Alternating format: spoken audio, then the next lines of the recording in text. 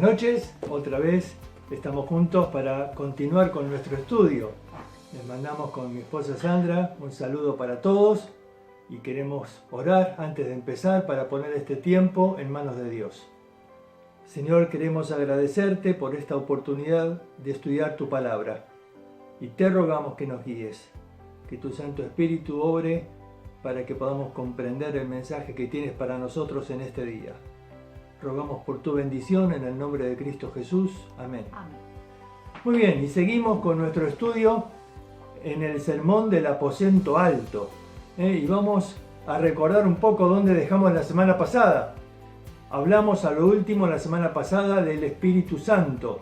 Dijimos que Él era el Paracletos, es decir, aquel que viene a nuestro lado para ayudarnos, para capacitarnos, para animarnos, para fortalecernos. Es aquel que nos va a capacitar para hacer esas mega obras que el Señor dijo que nosotros debíamos hacer. Esas obras que humanamente serían imposibles, pero a través del poder del Espíritu Santo, Él las hace posibles. Y nos queda por ver algo más del ministerio del Espíritu Santo, porque dice en el versículo 17 que es el Espíritu de verdad, el cual el mundo no puede recibir, porque no le ve ni le conoce. Pero vosotros le conocéis, porque mora con vosotros y estará en vosotros. Y el Señor hace un estudio maravilloso usando dos preposiciones. Dice, Él está con vosotros, pero estará en vosotros. Parece un detalle, pero marca algo doctrinalmente importante, que hasta ese momento el Espíritu Santo solo podía venir y estar con las personas, pero no podía estar dentro. A causa de que todavía no se había hecho la expiación por el pecado, el Espíritu Santo no puede cohabitar con el pecado del corazón del hombre. Por eso hasta que Cristo no muriera en la cruz y lograra expiar el pecado, entonces recién ahí el Espíritu Santo no iba a estar solamente con, sino en vosotros. Es decir, ahora el Espíritu Santo puede habitar en nuestro corazón. Él vive en nosotros y ahora dice Pablo, somos templo del Espíritu Santo y Él habita en cada uno de nosotros. A diferencia del Antiguo Testamento donde solo venía para capacitar a la persona, pero podía irse. Por eso David oraba, no quites de mí tu Santo Espíritu. Claro, solo venía para estar con, pero cuando estaba la persona en pecado podía retirarse. Así vemos que en Sansón él no tomó conciencia de que el Espíritu ya lo había dejado. Hoy no puede el Espíritu abandonar al que es un creyente. Es templo, tiene una morada permanente en nosotros. Y esto es lo que Jesús enseña haciendo mención del Espíritu que estará en vosotros. Pero continúa el siguiente versículo con una expresión llena de ternura. Dice, no os dejaré huérfanos, vendré a vosotros.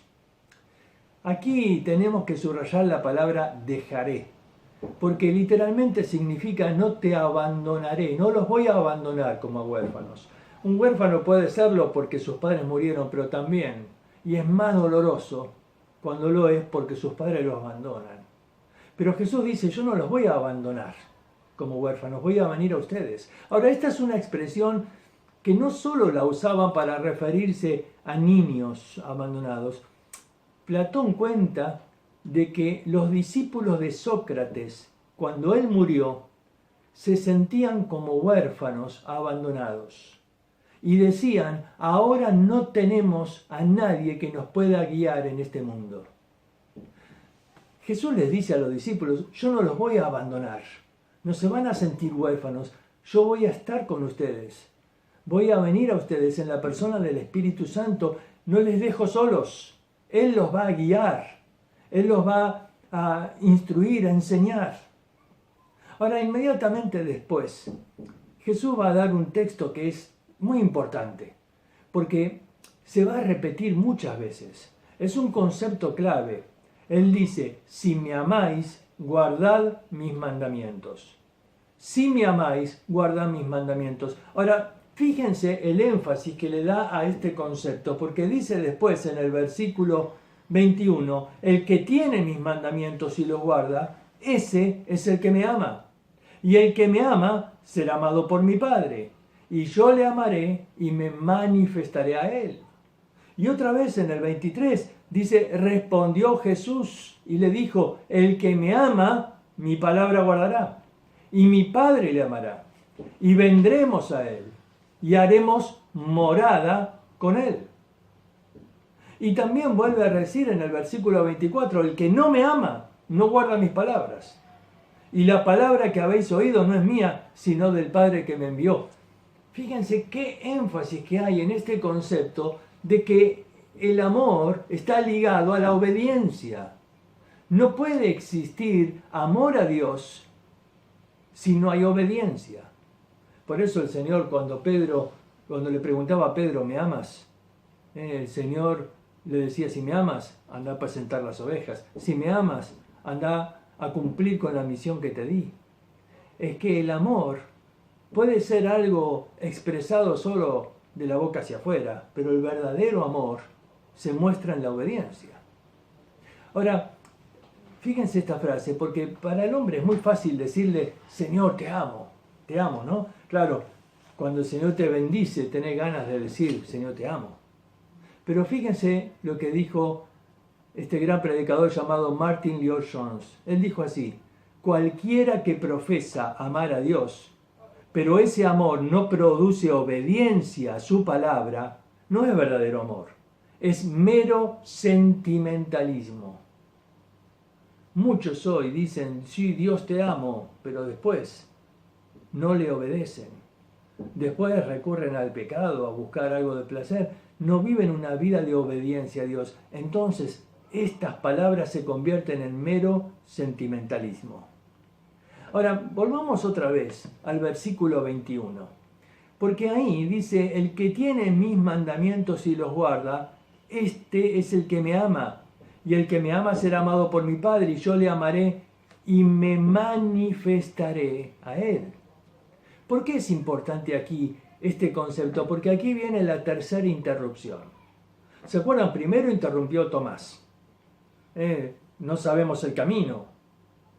Jesús dijo, yo soy el camino. Después interrumpió Felipe, muéstranos al Padre, y nos basta. Tanto tiempo hace que estoy con vosotros, el que me ha visto a mí ha visto al Padre. Pero ahora el que interrumpe es Judas, y aclara, no el Iscariote, ese ya se había ido para la traición.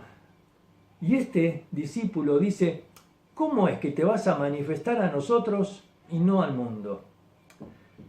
Y acá nos damos cuenta que los discípulos tenían la mente en otro lado.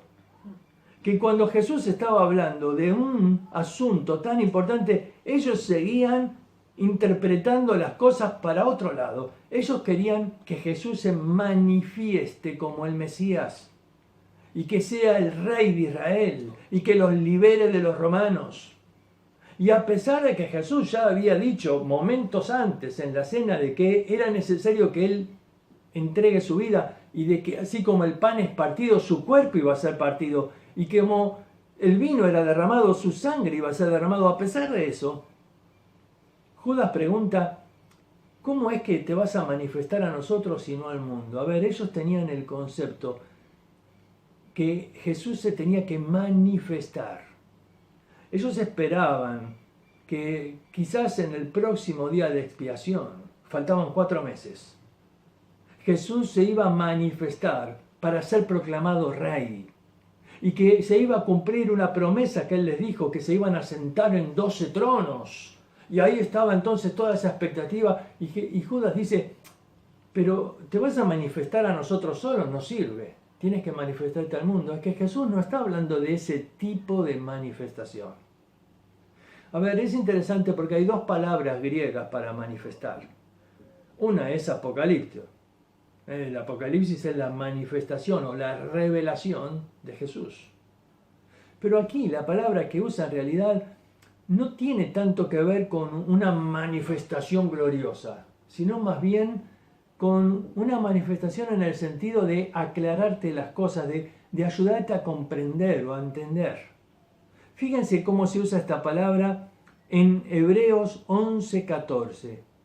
Dice, porque lo que esto dicen claramente dan a entender que buscan una patria. Pero toda esta expresión claramente dan a entender en la misma palabra que se traduce acá, me manifestaré a vosotros. Es decir, les voy a dar a entender claramente cuál es mi voluntad, cuál es mi plan.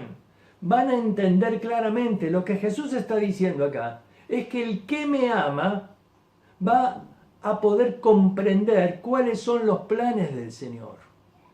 El que me ama, dice, yo voy a tener una relación de comunión y me manifestaré a Él.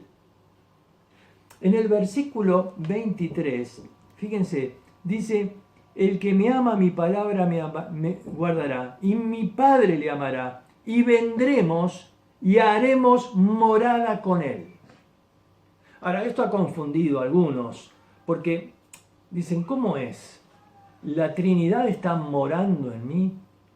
Porque acá Jesús dice que Él y el Padre van a morar, y antes había dicho que el Espíritu Santo va a estar. ¿Cómo es? Algunos dicen, bueno, tenemos la Trinidad, pero es en realidad el Espíritu Santo en representación de los tres. Bueno, medio complicado. La verdad es que aquí Jesús está usando un lenguaje metafórico. A ver, es como en Apocalipsis capítulo 3, cuando Él dice, yo estoy a la puerta del corazón y golpeo. Si alguien oye y abre la puerta, yo entraré a Él y cenaré con Él. Esto es un lenguaje metafórico porque está hablando de golpear una puerta. No tenemos una puerta, a veces es un lenguaje figurado. Y habla de entrar y cenar. Cenar es el símbolo de la comunión. Voy a poder tener comunión con Él. Aquí está usando este lenguaje para decir que el que me ama, mi Padre le amará y vendremos y tendremos comunión con Él. Una comunión en la cual Él va a poder hablar con nosotros. Me hace recordar aquel episodio, ¿no? Cuando el Señor se le apareció ahí a Abraham, y se acuerdan, él los invitó, quédense a comer. Y entonces ahí le contaron el plan. Ahí es donde le dicen, vas a tener un hijo con Sara. Ahí es cuando Sara se ríe. Pero ahí, en esa intimidad, en esa comunión representada en esa comida, el Señor le reveló su plan a Abraham. Bueno, aquí está el concepto, dice, vendremos y tendremos morada, es decir, estaremos en ese estado de comunión y ahí, en esa intimidad, yo te voy a hacer entender, me manifestaré, ahí está, vas a poder comprender, cosas que ahora no entendían, pero vas a poder comprender porque vamos a tener ahí una comunión íntima en la que me voy a manifestar. Se refiere no a esa manifestación gloriosa, sino a esta revelación en la que Él va a ayudarnos a entender cuál es su plan. Aquí me habla de que el Señor desea tener una comunión. Es una comunión entre personas que se aman y que están, por lo tanto, dispuestas a obedecerle. Y a ellos, dice, les voy a revelar mi plan.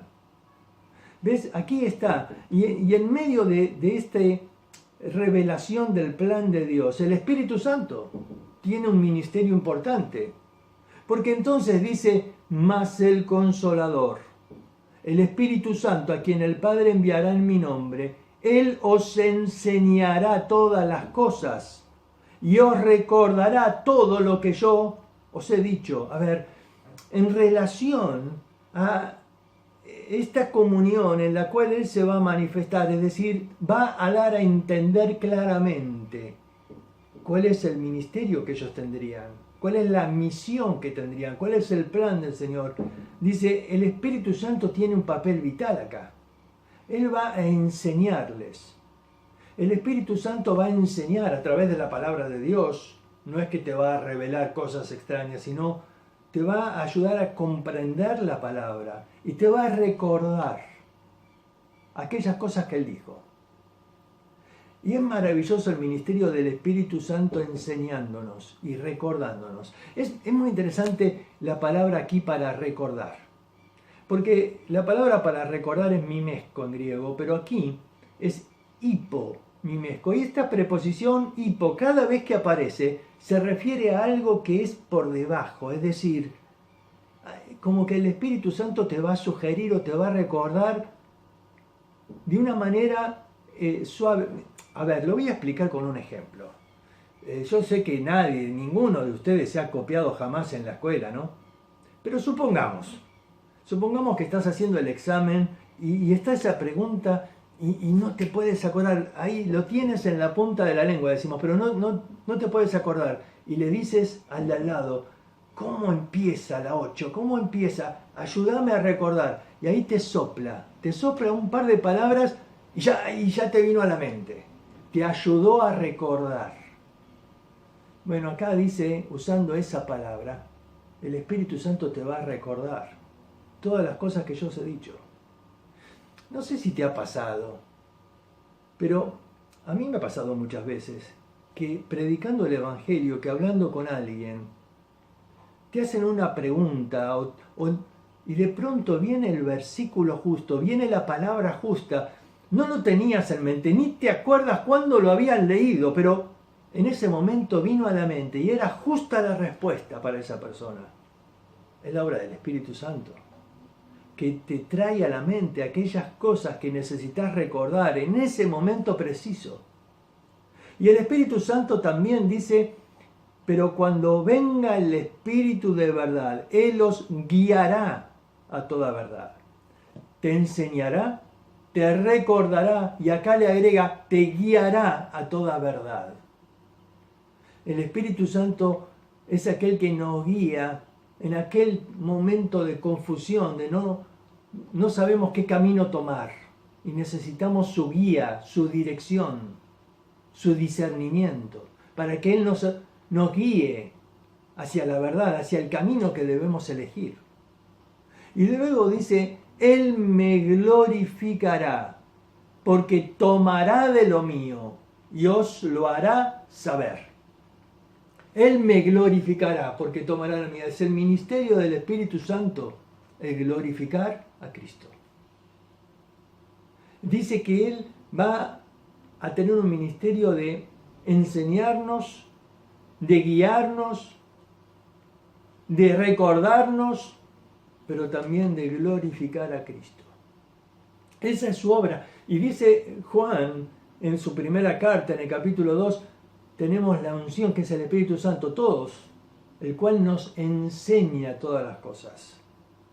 Y Él es el que se ocupa de glorificar a Cristo. Inmediatamente después, el Señor va a decir, la paz os dejo, mi paz os doy. Yo no la doy como el mundo la da. No se turbe vuestro corazón, ni tenga miedo. Qué versículo tremendo. La paz os dejo, mi paz os doy. Yo no la doy como el mundo la da. A ver, en aquel tiempo la paz era algo proclamado por todos en el Imperio Romano. Ellos tenían una expresión que está en este símbolo que ven aquí. Esa P que ves ahí, ese símbolo es la Pax Romana. Ahí en este otro dibujo está aclarado. La Pax Romana, una frase en latín. Ellos imponían esa paz.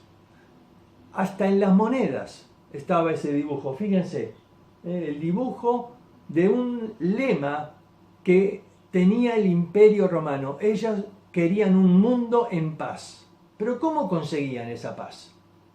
Bueno, ellos conseguían esa paz a través del temor. Fíjense este gráfico. Aquí vemos un camino y cruces a los dos lados. El concepto era, si te rebelás al imperio, te crucificamos. Esto causaba tanto temor en la gente, que entonces se sujetaban al imperio. Y claro, había paz, pero una paz que era producto del miedo. Una paz que era producto del temor. A ver, Jesús dice, yo no doy esa paz como el mundo la da. Mira, el mundo continuamente ha buscado paz. Nunca lo ha logrado. Es más, hace unos 70 años se formó lo que conocemos como las Naciones Unidas.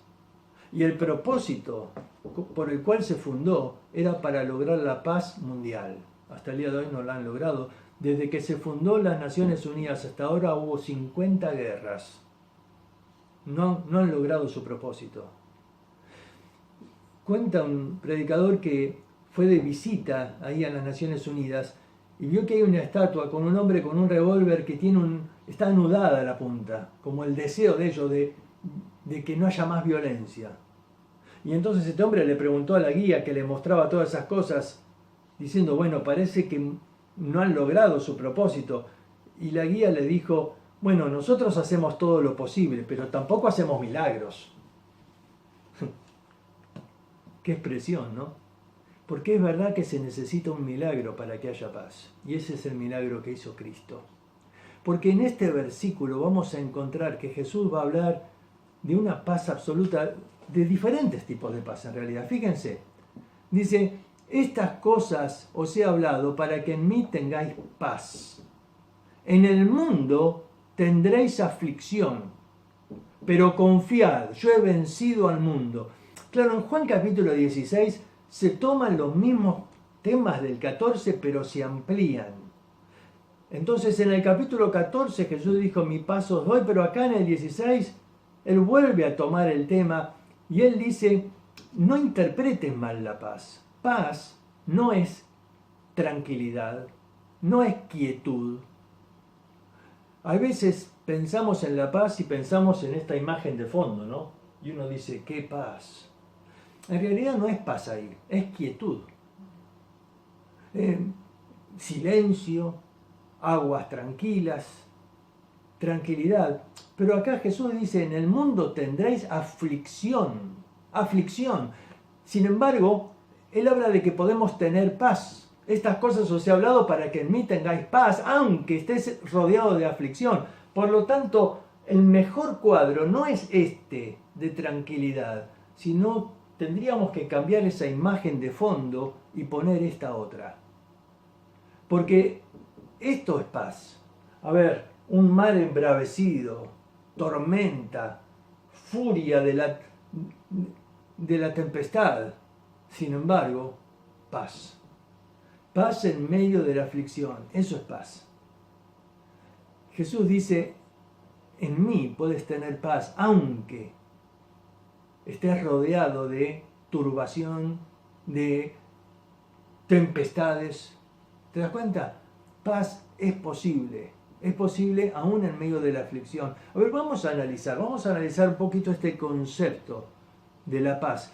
Y vamos a ver primero el versículo de Juan capítulo 14 y luego este del capítulo 16, porque aquí vamos a ver 3 lecciones sobre la paz. En primer lugar, la primera frase fue, la paz os dejo.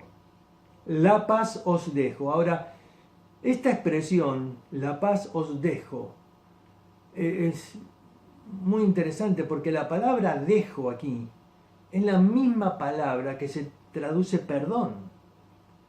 Es una paz que es fruto del perdón. Aquí está hablando de una herencia. La paz os dejo. Es la herencia que te dejo. Es la paz que yo logré conseguir y que ahora te la dejo.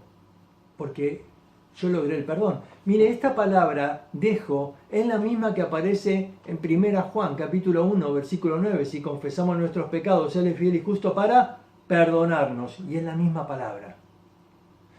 A ver, esta es la paz con Dios. La paz os dejo. Es esa paz con Dios, esa paz que aparece en Romanos 5.1. Justificado, pues por la fe, tenemos paz para con Dios. Es la paz que es fruto del perdón. Mira, hay algo interesante en esta palabra paz. En griego es la palabra eirene, pero viene de la palabra eiro. La raíz es eiro y eiro significa unir. Unir. Quiere decir que la paz es producto de unir. A ver, el concepto de paz está relacionado con el concepto de la reconciliación. Mira, el pecado siempre divide. El pecado ha causado separación, división entre el hombre y Dios. El pecado separa. El Señor quiere volver a unir. Y cuando logra volver a unir, ahí hay paz. El Señor quiere volver a reconciliarse con el hombre. Y entonces ahí es donde está la paz. Pero eso tiene un precio. Por eso Jesús pagó ese precio y ahora te dice, esta paz que yo conseguí es la que te dejo, la que te entrego. Dice así Colosenses 1:20, haciendo la paz mediante la sangre de su cruz. ¿Ves? Él logró, Él pagó esa paz mediante la sangre de su cruz y entonces ahora te la entrega. Es la paz con Dios. Pero después dice, mi paz os doy. Esta es otra paz. Ahora no es la paz con Dios, ahora es mi paz te doy. Esa paz que nos permite estar como lo muestra esta pintura. Quizá no se ve con mucha claridad, pero hay mucha tormenta ya, pero aquí hay una roca y un pajarito ahí.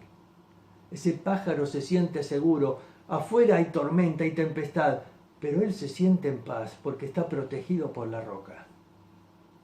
Y esta es la paz de Dios. La paz de Dios. Y esta es la paz que aparece en Filipenses capítulo 4, versículo 7. Dice, y la paz de Dios, que sobrepasa todo entendimiento, guardará vuestros corazones y vuestros pensamientos en Cristo Jesús. Esta es la paz de Dios, esta es la paz de Jesús. Dice, mi paz os dejo. Es esa paz que no la puedes describir humanamente, sobrepasa todo entendimiento. Y que es capaz de guardar, es decir, de proteger tu corazón y tus pensamientos. Tu corazón es el centro de las emociones. Esa paz de Dios puede proteger tus emociones y tus pensamientos. Por eso después va a decir, no se turbe vuestro corazón ni tenga miedo. A ver, es interesante porque Jesús admite que él estuvo turbado. Juan 12:28 dice, ahora está turbada mi alma. Y él también admite haber tenido temor, porque en Marcos, cuando relata la escena de Getsemaní, dice que él estaba horrorizado. Pero él venció la turbación y venció el temor. A ver, él venció la turbación porque la paz de saberse en la voluntad de Dios controló sus pensamientos. Y él logró vencer el temor porque el amor echó fuera el temor, como lo explica Juan. Él venció y ahora él te dice, mi paz puede gobernar sobre tus pensamientos y sobre tus emociones para que puedas hacer mi voluntad. Por eso no se turbe vuestro corazón. No dejes que tus pensamientos se amontonen y te turben, ni tampoco que tu corazón se intimide. Aquí la palabra en griego no es la palabra para miedo, es una palabra que aparece solo esta vez en el Nuevo Testamento y se refiere a no seas cobarde. Dice, no se turbe vuestro corazón y no seas un cobarde. No te intimides. Confía. Es esa paz que sobrepasa todo entendimiento. Mira, cuenta la historia en la época en que quemaban en la hoguera a muchos fieles creyentes. El verdugo tenía que llevar al próximo mártir a ser quemado en la hoguera.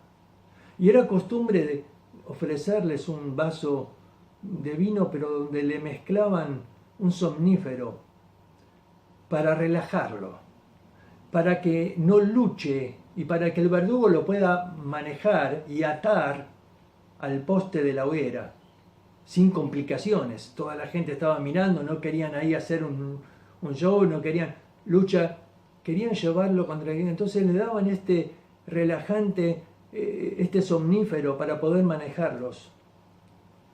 Cuando el verdugo le ofrece tomarlo, este Hijo de Dios dice, no me hace falta, yo estoy en paz.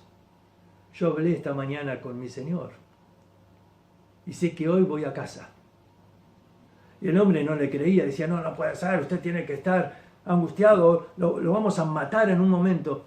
Y el hombre le dijo así, mira, pon tu mano en tu corazón y la otra mano sobre mi corazón y comprueba cuál está más agitado.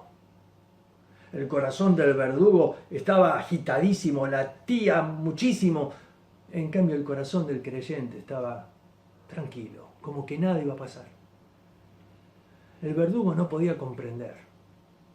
Él decía, yo estoy en completa paz. Mi misión aquí ya terminó y ahora voy a casa. Pero tú tienes que estar preocupado. Tú sí tienes que estar con temor. Porque si no pides perdón por tus pecados, te espera el juicio y eso sí es grave. De pronto, en las últimas minutos de su vida, este creyente aprovechaba la oportunidad para predicarle el Evangelio. El Señor estaba guardando en completa paz. Como dice Isaías, ¿no? A aquel cuyos pensamientos en él perseveran.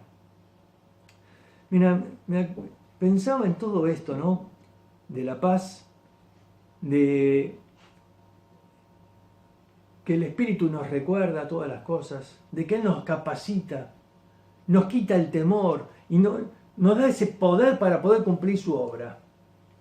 Y me acordaba un momento cuando hacía poco nos habíamos casado, ya teníamos a nuestra bebé y estábamos pastoreando la iglesia, una iglesia nueva, una obra nueva que se había abierto, un anexo de mi iglesia de Aedo en Tesey. Se comenzó en la casa de los padres de Sandra y ya teníamos un local y esos años de pastor ahí aprendí muchas cosas y hubo experiencias tremendas que marcaron mi vida. Una fue cuando fuimos a predicarle en un hospital a un matrimonio que su hijito de 5 años estaba con leucemia.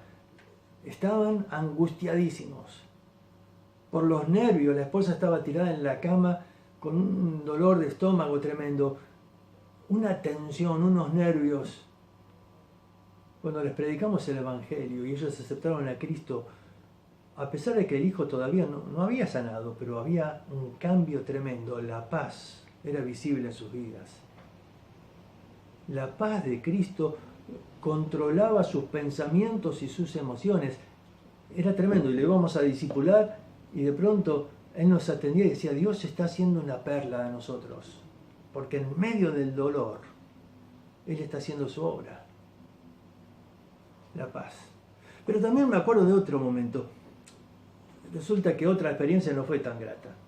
Una mujer de mi iglesia, el marido le pegó una noche, ella lo denunció a la policía, lo vinieron a buscar y lo analizaron y lo tomaron como una persona que estaba mal psiquiátricamente, así que lo mandaron al Melchor Romero, un hospital psiquiátrico en La Plata. Terrible lugar, terrible.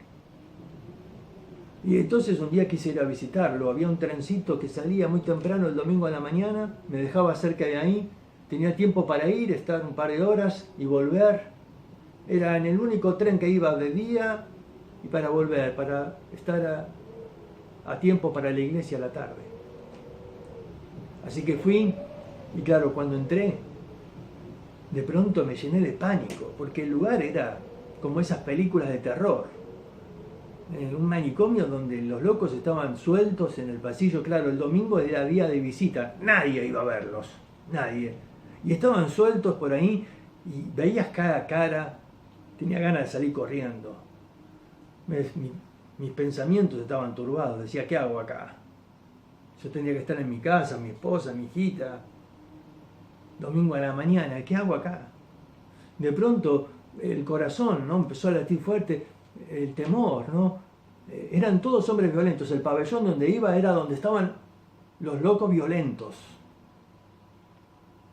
No sabía ni qué decirles, cómo iba a hablarles.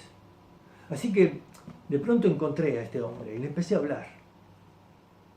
Y vi que había una necesidad tremenda. Y mientras le hablaba se empezaron a juntar otros. Todos querían escuchar, todos tenían necesidad, todos tenían hambre de la palabra de Dios. El Espíritu Santo traía palabras, porque yo humanamente no había preparado nada, ni sabía qué decirles. Pero de pronto yo vi que Dios empezó a hacer una obra ahí. Y entonces empecé a ir cada domingo. Fue maravilloso ver la obra que Dios hizo. Hasta uno dice, yo tengo una guitarra y cuando era chico iba a la iglesia y me aprendí unos coritos, ¿podemos cantarlos? Mira, ustedes no se imaginan lo que era ese coro de locos cantando ahí, no se imaginan.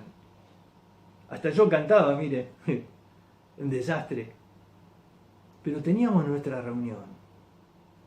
Dios estaba haciendo una obra tremenda y ahora esa obra no hubiera sido posible si el Espíritu Santo no obraba en mi corazón. Y la paz que sobrepasa todo entendimiento, podía guardar mi mente y mi corazón. Si el Espíritu Santo no te da ese poder para controlar las emociones y para poder sacar fuera todo temor y para ponerte a hacer ahí esas mega obras que el Señor dijo que iba a hacer. ¿Te das cuenta? El Señor obra de una manera milagrosa, pero se me está acabando el tiempo y me queda una paz más, porque volvemos a recordar Juan 16. Juan 16, 33 dice: estas cosas os he hablado para que en mí tengáis paz. En el mundo tendréis aflicción, pero confiad, yo he vencido al mundo. Ahora, la paz es producto de la victoria. Dice, yo he vencido al mundo. Por eso podés tener paz, por la victoria de Cristo. Dice, yo he vencido al mundo, confiad. Ahora, aquí el Señor va a revelarnos algo que no nos vamos a tener tiempo hoy, vamos a tener que continuar la semana que viene, pero lo voy a presentar. Él habla de enemigos acá. Él habla del mundo. Y también en Juan capítulo 14, versículo 30, dice, no hablaré ya mucho con vosotros, porque viene el príncipe de este mundo y él nada tiene en mí. Esta expresión, él nada tiene en mí, quizás no se entiende bien. La Reina Valera actualizada lo traduce así. Dice, yo no hablaré mucho con ustedes, pues viene el príncipe de este mundo, que ningún poder tiene sobre mí. Ningún poder tiene sobre mí. A ver, Jesús está aclarándole a los discípulos. El príncipe de este mundo no tiene poder sobre mí. Yo voy a ir a la cruz ahora, pero eso no significa que Él me ganó. No significa que Él triunfó. No significa que Él tiene poder sobre mí, me doblegó y me mandó a la cruz. No. Y dice entonces el versículo siguiente, mas para que el mundo conozca que amo al Padre, y como el Padre me mandó, así hago. A ver, Él les dice, el príncipe de este mundo no tiene poder sobre mí, pero yo amo al Padre y voy a hacer como Él me mandó. Así que levantaos, vamos de aquí, es decir, yo voy a ir a la cruz ahora, porque eso es lo que el Padre me mandó a hacer. No porque el príncipe de este mundo me haya ganado, sino porque esa es mi misión. Así que vamos, tengo que cumplir la misión. Acompáñenme. Él quería ir a Getsemaní primero, después se iba a ir a la cruz. Ahora, él habla de un enemigo ahí. Lo llama el príncipe de este mundo. Y habló del mundo. Dijo, yo he vencido al mundo. Dos enemigos. El mundo y el príncipe de este mundo. Claro, Jesús no habló de la carne porque él no tenía problemas con ese enemigo. Él no tenía naturaleza pecaminosa, no tenía lucha contra la carne. Pero él habla del mundo. Es interesante Juan. Juan menciona, el mundo entero está bajo el maligno. ¿A qué se refiere el mundo? No es el planeta, no es la humanidad, sino se refiere a este sistema gobernado por Satanás. Por eso lo llama el príncipe de este mundo, es decir, el que gobierna este sistema opositor a Dios. Este sistema del cual Juan dice, no améis al mundo, ni las cosas que están en el mundo. ¿Cuáles son? Los deseos de la carne, los deseos de los ojos, la vanagloria de la vida. Pero a mí me gusta cómo lo pone esta versión, la NTV. Fíjense, dice, el mundo solo ofrece un intenso deseo por el placer físico. Un deseo insaciable por todo lo que vemos. Y el orgullo de nuestros logros y posesiones. Nada de esto proviene del Padre, sino del mundo. ¿Ves? Ese es el mundo que maneja Satanás. El mundo que ofrece solo placer físico, un deseo insaciable de lo que vemos y el orgullo de las posesiones, la vanagloria de la vida. Dice, eso es el mundo. Y dice Jesús, yo he vencido al mundo. Y este sermón del aposento alto quedó grabado en la mente de Juan. Y Juan va a describir entonces las mismas palabras de Jesús. Y va a decir en el capítulo 5, pues este es el amor de Dios, que guardemos sus mandamientos. A ver, el amor a Dios, ¿te acordás? Es la obediencia, que guardemos sus mandamientos. Las mismas palabras de Jesús las dice Juan. Y aclara, sus mandamientos no son gravosos, no son pesados, no son difíciles. Porque todo lo que es nacido de Dios vence al mundo. Ahí está. Jesús dijo, yo he vencido al mundo. Pero acá Juan dice, en realidad nosotros también hemos vencido al mundo. ¿Y cuál es la victoria que ha vencido al mundo? Nuestra fe. Nuestra fe. Mira, la paz, dijimos, es producto de la victoria. Y la victoria se consigue por medio de la fe. Nuestra fe vence al mundo. ¿Cómo funciona esto? Fe es confiar en que Dios va a satisfacer mis necesidades, que no tengo que recurrir a lo que este mundo ofrece. A este mundo que ofrece esos deseos insaciables, que nada de eso proviene de Dios. La fe dice, yo no quiero eso. No me interesa lo que este mundo ofrece. No quiero nada de eso porque yo confío en que la voluntad de Dios es lo mejor para mí. Y entonces, ahí tengo paz. La paz consiste en el alma que dejó de luchar por querer conseguir las cosas de este mundo. Se entregó a la voluntad de Dios. Y ahora disfruta de estar unido al Padre, de hacer la voluntad del Padre. Eso es la paz que gobierna el corazón, porque ha quitado la ansiedad. ¿Sabes? En este tiempo yo veo gente ansiosa porque hay problemas económicos, ansiosa por el dólar se va a las nubes, el dólar, dejá del dólar. Mira, más que dólar, los argentinos lo tendríamos que llamarlo el dolor, no el dólar. Porque cada vez que sube nos duele, porque dicen no me va a alcanzar, ¿qué va a pasar la economía? Deja fuera toda ansiedad. Que puedas disfrutar de la paz de Cristo que puede gobernar tu mente y tu corazón. Pero esa paz se puede conseguir cuando vences al mundo y la victoria está en la fe. Te das cuenta cuando hay ansiedad, porque dice, pero que no sé si me va a alcanzar, ¿cómo voy a hacer con mi negocio? Y ahora, ¿cómo voy a poder pagar? Y ahora, ¿cómo? Eso te trae turbación, eso te llena de ansiedad. Cuando confías, cuando tu fe vence, entonces hay paz. Hay paz porque confías en la promesa del Señor. Hay paz porque confías que Él te sostiene. Hay paz porque confías en que Él no te abandona jamás. Hay paz porque confías que en la voluntad de Dios estás seguro.